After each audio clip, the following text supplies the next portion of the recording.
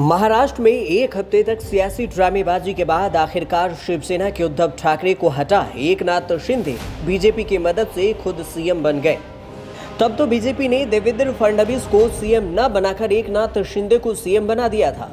तब मीडिया के हर सवालों को खारिज करते हुए शिंदे के सीएम बनने की खुशी बीजेपी भी मनाती रही, लेकिन अब एक महीने भी नहीं हुए कि बीजेपी का दर्द छलकने लगा है।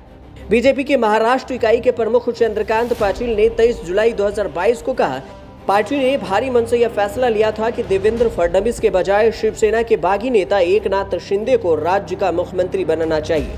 पनवेल में बीजेपी के कार्यकारिणी बैठक को संबोधित करते हुए उन्होंने कहा कि लोगों को सही संदेश देने के लिए एकनाथ शिंदे को मुख्यमंत्री बनाने का फैसला लिया गया था।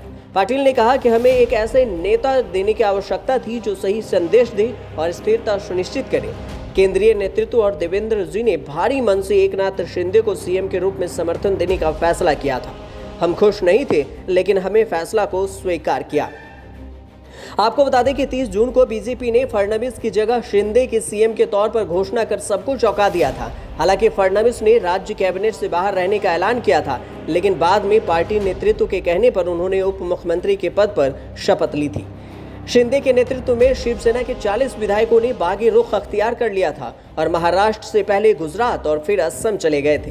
करीब एक हफ्ते तक बागी विधायकों ने होटल में आराम फरमाया। सियासी उठापटक के बीच उद्धव खेमे में कम विधायक बचे थे और उनकी सरकार गिर गई थी। इसके बाद उम्मीद जताई जा रही थी कि फडणवीस सीएम बनेंगे, लेकिन फडणवीस ने घोषणा की कि शिंदे सरकार का नेतृत्व करेंगे।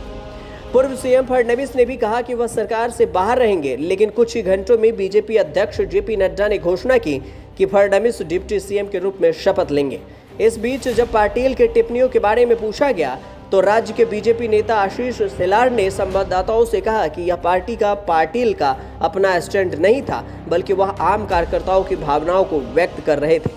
हालांकि उद्धव ठाकरे को कुर्सी से हटाकर उनके ही करीबी एकनाथ शिंदे बीजेपी के साथ मिलकर सरकार चला रहे हैं, साथ ही खुद को बाला साहब ठाकरे के रास्ते पर चलने की बात भी कर रहे हैं। लेकिन इतना तो तय है कि महाराष्ट्र के सियासी उठापटक में कब क्या हो जाए ये कहना इतना आसान नहीं है। ब्यूरो रिपोर्ट, न्यूज़ तक।